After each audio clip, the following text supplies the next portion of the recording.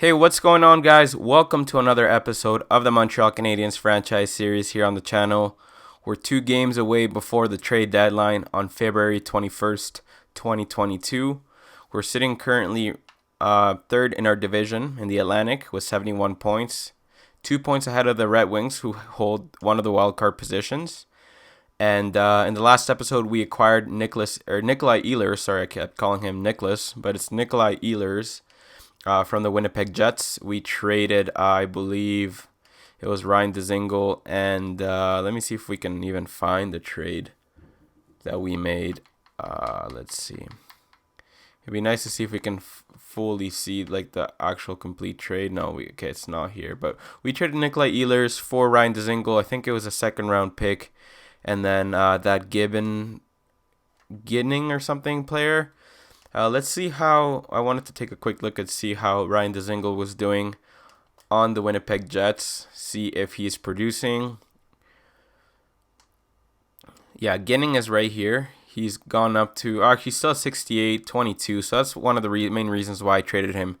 He wasn't playing on our AHL defensive core, and he had a low overall as a result. So I just didn't think it was worth us keeping him, and he had pretty decent trade value. You guys can see Ryan Dzingel. Let's take a look at how he's been doing since he was traded to the Winnipeg Jets. Not so great. Only 2 goals, 9 assists for 11 points in almost 30 games. He was doing much better with us, but we basically traded him while he was hot, while his value was still higher than what we initially thought. We only signed him for 1 year, so he was going to be gone next year. So we got an asset that only makes $6 million. A much better player in Nikolai Ehlers that we're going to have for a long time, hopefully. So he is a big part of our second line. I wanted to quickly read some comments of some of the guys left in the comment section of the last episode. So first, Jacob Lambert said, honestly, I would trade Weber and maybe try Domi on the first line. So one of the questions that I had left you guys with before I ended the last episode was if we should trade Shea Weber. Let me quickly show you. His trade value is quickly diminishing. He's worth less than Jolson and Mete now. His role is a top 6D. He's 83 overall, 36 years old, and he still has, I believe, 5 more years. Yeah, so after this year, he'll still have 4 more years at 7.860. So Jacob is suggesting for us to trade him right away. Unfortunately, we didn't really find any when we did the trade. We didn't really find any trade suitors there for us to trade him to any team. No one was really offering anything, so we might have to offer him around the league and see what other players are available. But if we can't find someone better than 83, then I don't think it's worth trading him right now. It might be better to trade him at the draft because as you see, we're currently battling for a playoff position. So that's Shea Weber right there. And that was Jacob's comment. So thank you so much for commenting, Jacob. Next one is Tucker Coda. Tucker says you should trade Weber for sure and maybe Domi or Danault in the offseason because Danault needs more ice time. So that's a really good point as well, Tucker. He is saying that we should either trade Domi or Danault, who are both 86. They both have long-term contracts. Domi has 3 more years to go and Danault has 5 at 5.5, but he's saying that they both are pretty high overall, and there's basically no room for them to play in our lineup. So that's also a good idea. Maybe like you said, we'll wait until the off season to do that. But maybe Weber's trade might be able to come right away. But as far as Danault and Domi, I don't think that's going to happen right now because we're currently battling for a playoff position. So I'm going to see what other teams have to offer for a potential Weber trade, and I'm going to bring you guys back when I have something ready. So just give me a second here, guys. All right, guys, trying to offer. Honestly, there's not many players that are available or even worth looking at. I was maybe thinking of Neil Pionk, but he's only 81, offensive defenseman, undrafted. I don't know if he would be good enough to play on our team and even help us. I think the best decision right now would be to keep Weber and his 20 points in 56 games and try and make the playoffs with him. If we can't, then we're going to have to trade him. Well, we're going to trade him in the offseason no matter what, or at least attempt to. Yeah, it's really frustrating because he's gone down a lot, and we need to trade him as soon as possible. Some teams want him right now, but I don't know if they're gonna want him at the or not at the trade deadline, at the draft and in the offseason. But we're gonna have to try to just go with the team that we have, try to make the playoffs, and hopefully his overall gets better as our team is improving. And I was thinking of also maybe putting Weber on the second line if we started losing. Like I said, Weber is the same overall as Brendan Montour. Even though Montour's role is a top 4, it's much better than Weber. Actually, he's also top 4. It's his potential that's top 6 that's gone down. But yeah, if we need to do something, then we can always bring down Weber. But Weber is a +1, like I said, when he plays with Gustafsson, and these guys are +3s. So we're gonna leave it here for the meantime. Hopefully, we see some at least a little bit of growth from Weber as far as his play, and we'll see what happens, guys. But I'm banking for Weber to stay at this overall for a couple more years, hopefully, because he's gone down a lot this year. But we're going to be hoping that he remains at this overall for at least the next year, so then we can actually find a trade suitor that would be willing to take on Weber's contract. So let's just maybe simulate let's simulate 2 more games. Let me just quick simulate this game against the Anaheim Ducks. Trade alert, Anaheim has traded a first and a second for Josh Manson. Josh Manson was traded to Carolina, and Carter Rooney for a first and a second. So Josh Manson was another player that we were looking at, but we didn't think he was good enough. We take the win against the Anaheim Ducks, who have a pretty shitty record. But now the game that I wanted to in-game simulate was this game against the Tampa Bay Lightning. See how our team does against one of the powerhouses in the Atlantic Division. So first period here, 1-0 for us. Jonathan Drouin scores on Vasilevsky.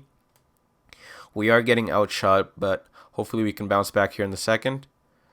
Okay, we score a goal and they score one as well. Kudobin's a nut for them, so hopefully we can get the W here in the third.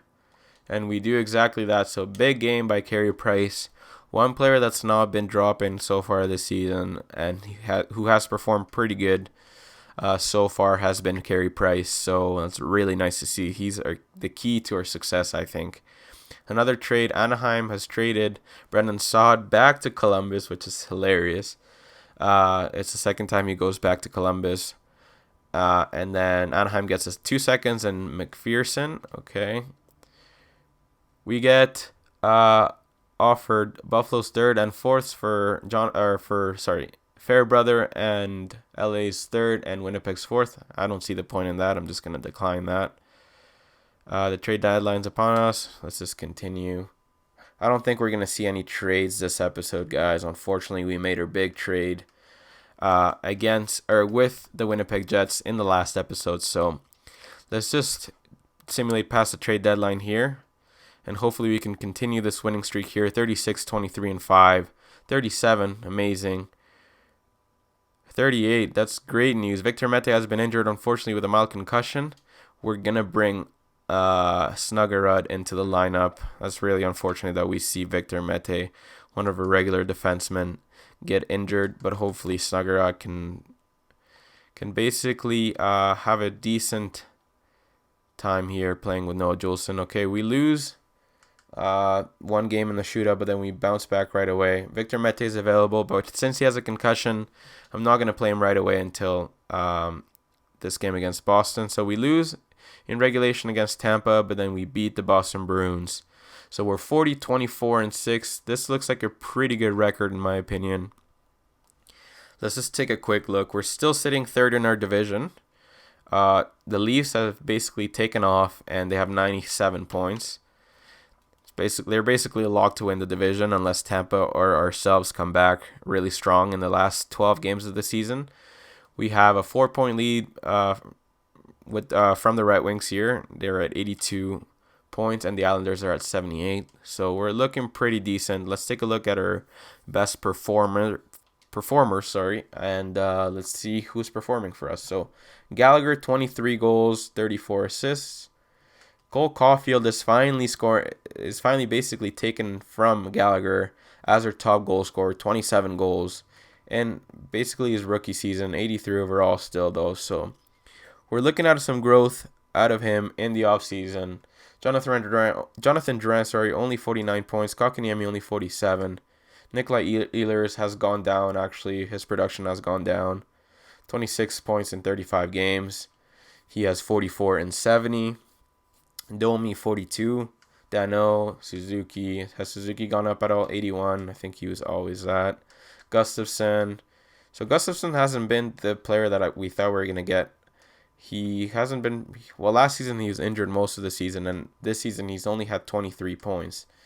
I know he's not playing on the top power play unit, but I don't think he even played power play in the last... on Chicago, on the last team that he was on. Weber, only 22 points. So we've been doing pretty good despite our defense not producing the points that we needed them to. Carey Price has a 30, 20, and 5 record, 2.48 goals against, and 914 save percentage. Finally, a winning record from a backup, 11-4-1. Great stats there for our backup, Aaron Dell. And yeah, that's a really good backup and really good acquisition that we got in the last... Actually, it wasn't the last episode. It was in the last season. But yeah, we're going to keep going. Actually, we're 8-1-1, as you guys see, in our last 10. Let's keep it moving.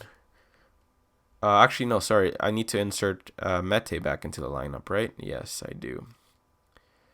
Let's just bring Mete back, and then hopefully we can have a strong finish to the season. I think we're going to do 6 games at a time. And hopefully, like I said, we have a good showing here right before the playoffs. Hopefully, well, we need to qualify still, but we have 12 games to go.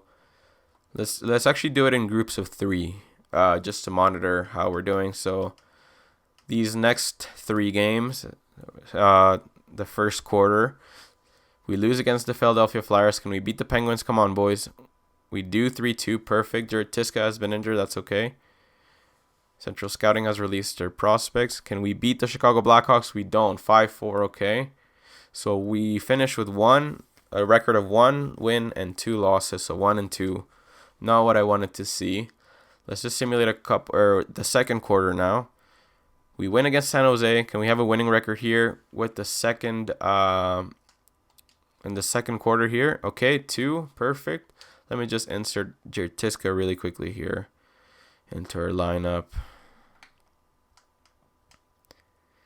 Where was Tiska? Okay, Fairbrother was the one who was playing, so we're going to move Tiska here.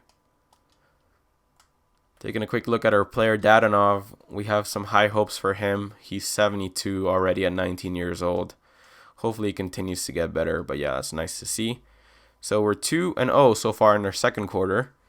Okay, 2-1. We finished 2-1. That's all right. 92 points. We're still battling with the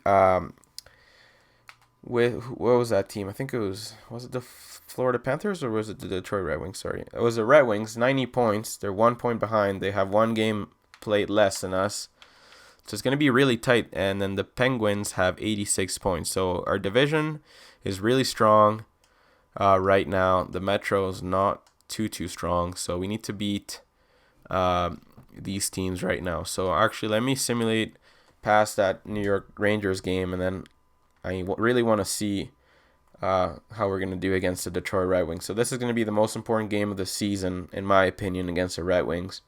Let me make sure that Price is in net. We have a 2-point lead still. They keep winning, and we keep winning as well. It's kind of like they're answering our wins with a win as well. So one team is definitely going to drop points here because we're going to be facing each other. So Carey Price has gone down to an 88 now. That's pretty annoying. But yeah, we're going to be playing the Detroit Red Wings. We're 6-4 in their last 10. Same with the Red Wings, actually. They're 6-4. So They've basically been mimicking our results so far in the last couple months. So this is going to be a huge game at the Bell Center. First period, 3-0. Wow. Okay, Mantha, Larkin, and Veleno score for them. 12-8 the shots for us. Come on, boys. Second period, 3-2. Okay, Ryan Poehling and Cole Caulfield score. Tuukka Rask is in net for the Red Wings. It's going to be a Rask and Price battle like the good old days. Can we bounce back here in the third? We do. Max Domi scores on Rask. 35-24 the shots. It looks like we deserved at least a tie game. And yeah, that's pretty good coming back from 3-0. Can we win here in overtime? Nothing so far in overtime. Can we win in a shootout? And they do. Anthony Mantha scores for the Detroit Red Wings. We get a point though, so we're still in third. We have a 1-point lead only though, so this is going to be really tight. This is going to be a race till the end of the season. So we have to simulate a couple more. Actually, one more game against the Carolina Hurricanes to finish the third quarter. We lose 4-0. All right. So let's see how Detroit did against whoever they were playing. So yeah, they won. So they're at 96 points.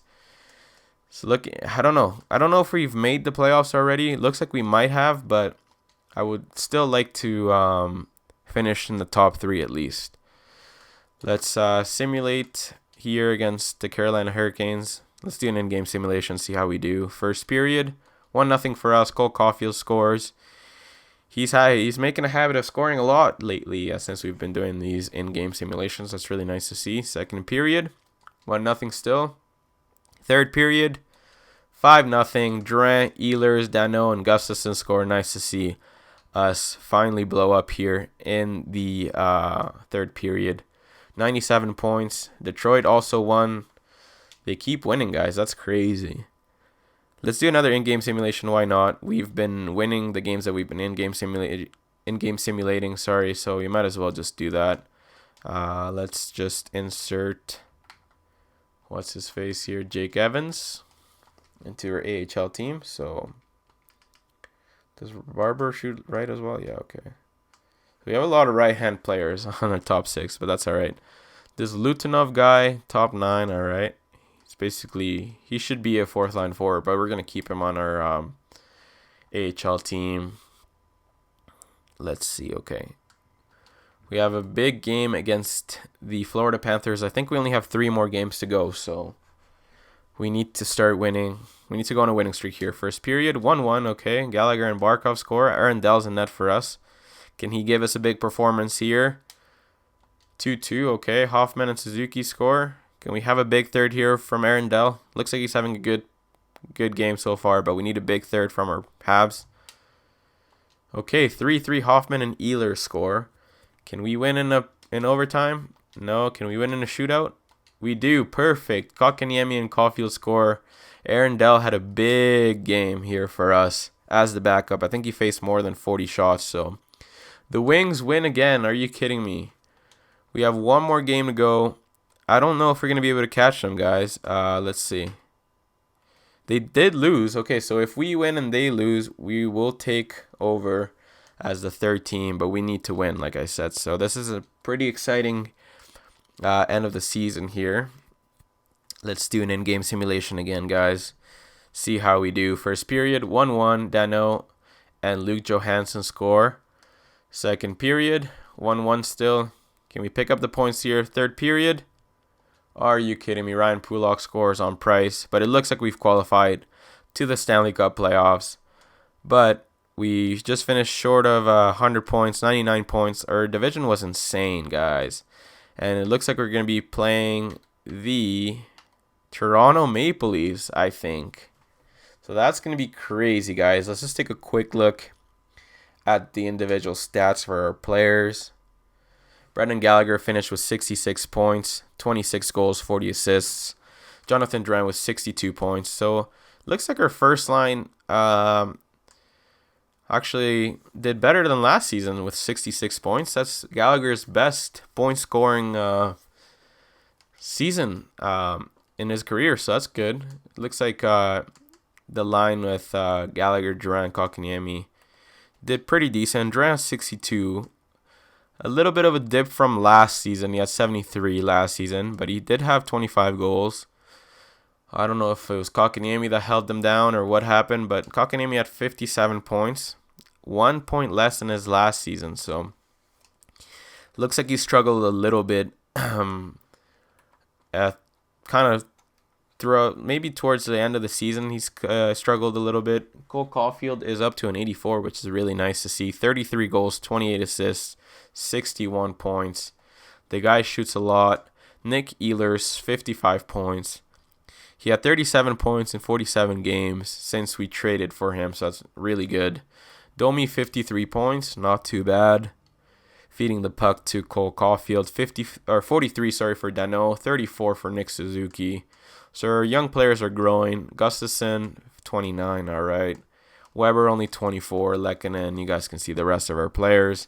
Ryan Poehling, actually 20 points. Hopefully he can get up to an 81 at least or something. Let's take a look at the goalies.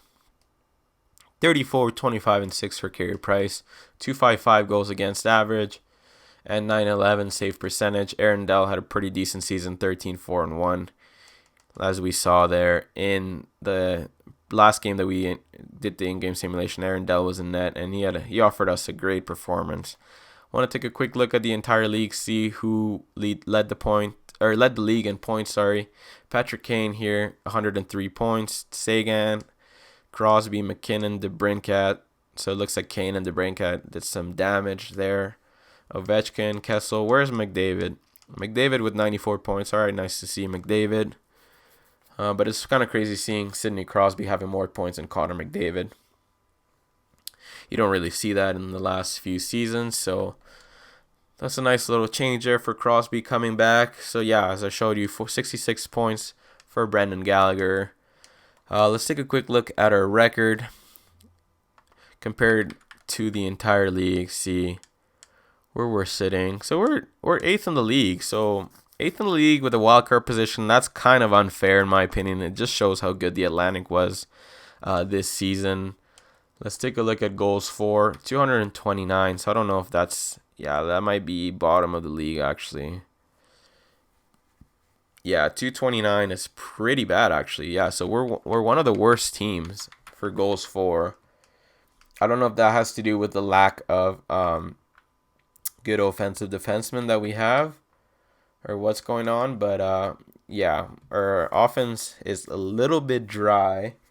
Our goals against it was really good. And then let me just take a quick look at our power play. We're 18, so that should be like middle of the pack. So it looks like our power play has improved. Actually, yeah, we're kind of like 17, 18th, so not the greatest, but not the worst either. 26, 11, and 4 away. 20, 18, and 3 at home. Okay, so we're a much better away team. 5, 4, and 1 in the last 10. So that's a little unusual to be so much better away from home than at home. But yeah, like I said, we qualified to the playoffs. Let me just quickly show you what we're going to be doing here, or who we're going to be facing. So come on, guys. Okay. The NHL season has ended. Perfect. And we're going to be facing the Toronto Maple Leafs, as I showed you guys, or as I told you. Let's take a look at the lines for the Leafs. Let's just do that really quickly. So Toronto Maple Leafs. I think this is the first time we're facing the Leafs in the playoffs on NHL 20. So Tavares, Marner, and Kapanen, that's the first line. Really good first line. Nick Petan, Matthews, and Nylander for the second. Como, Bracco, Johnson, Andreas Johnson on the third. Lawton, Kerfoot, and Eakin for the fourth. So they have a really, really good center core. The wingers, after the big three, it kind of takes a big dip in my opinion, but they're basically our big six. Our big five. They're Kapanen, Tavares, Marner, Matthews, and Nylander are insane. The defensive core they managed to keep Barry, which is crazy. Riley and Barry, Liljegren and Muzzin. So they managed to keep Muzzin as well. He's an 88. Holy crap! All right. Dermott and Mark Stahl. Okay. So they have a really good defensive core as well. Who's their goalie? David Rittich. Okay, so they lost Anderson and they have David Rittich in net. So they must have gotten him at a discount price, and that's why they were able to sign or to keep, Barry and Muzzin. I can't believe Muzzin's an 88. But yeah, guys, leave your suggestions below. Let me know if you guys think I should make some line changes. I think I'm just going to go with the team that we have, not move Weber down or anything. So I'm going to show you the playoff tree. But yeah, you leave your suggestions. I'll read them in the next episode, or I'll take them into consideration, like I said. And yeah, if you guys haven't subscribed yet, please subscribe. Leave the video a like. And yeah, comment below. I'll see you guys in the next episode. Take it easy.